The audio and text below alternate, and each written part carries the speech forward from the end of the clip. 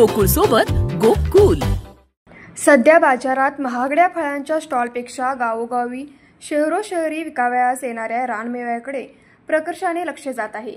रानावनातून मजल दरमजल करीत करवंद, जांभूळ, तुती, अळू आदी काटेरी वनस्पतींशी दोन हात करून चार पैसे पदरी बांधता येतील या आशेने शाहूवाडी, पन्हाळा या डोंगर भागातील खऱ्या अर्थाने वनवासी असणारे विक्रेते सध्या ग्रामीण आणि शहरी वस्त्यांकडे हा रानमेवा विकत असताना दिसत आहेत।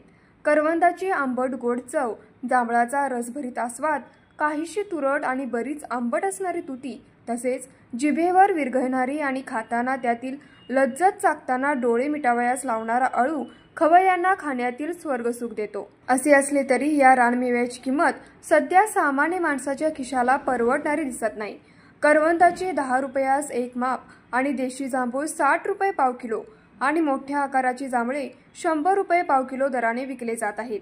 जांभूळ घ्या जांभूळ आणि डोंगरची काळी मैना आता एवढाच महिना अशी साथ ऐकू आल्यानंतर खाण्याची इच्छा होते, मात्र जिभेचे चोचले पुरवण्यासाठी हात आखडता घ्यावा लागत आहे। मुबलक रानमेव्यासाठी एप्रिलमध्ये वळवाच्या सरी पडाव्या लागतात।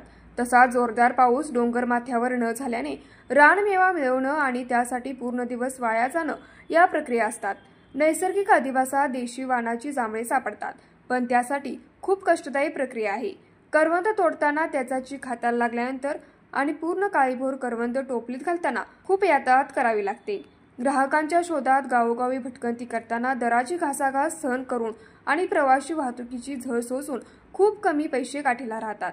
याची ग्राहक दखल घेत नाहीत आणि आता एक वळवाचा पाऊस झालाय तरीही उत्पन्न आणि विक्री याचा ताळमेळ पाहता श्रमाची किंमत मिळत नाही अशी खंत विक्रेत्यांच्याकडून व्यक्त केली जात आहे। सीझनमधील आंब्यांना हवा तो दर देणारे ग्राहक रानमेव्यासाठी मात्र घासाघीस करतात। हे विसंगत चित्र नैसर्गिक अधिवासातील काळ्या मैनेस लाभदायी ठरताना दिसत नाही एवढं नक्की। न्यूज मराठी 24 साठी विनोद शिंगे, कुंभोज।